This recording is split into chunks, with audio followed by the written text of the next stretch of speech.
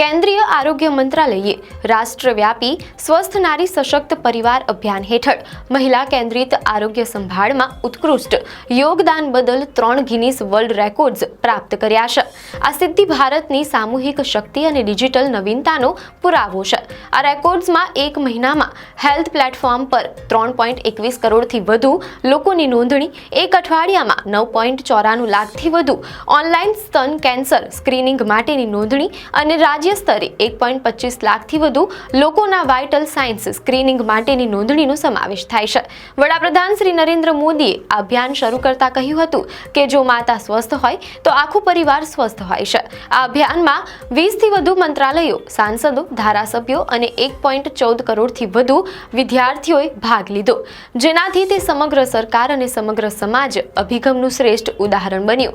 દેશભરમાં 19.7 lakh health camp યોજાયા, જેમાં 11 કરોડથી વધુ નાગરિકોએ સેવાઓનો લાભ લીધો. અભિયાનમાં 1.78 કરોડ હાઇપરટેન્શન અને 1.73 કરોડ ડાયાબિટીસ સ્ક્રીનિંગ જેવા મુખ્ય સ્વાસ્થ્ય પરિણામો પ્રાપ્ત થયા છે.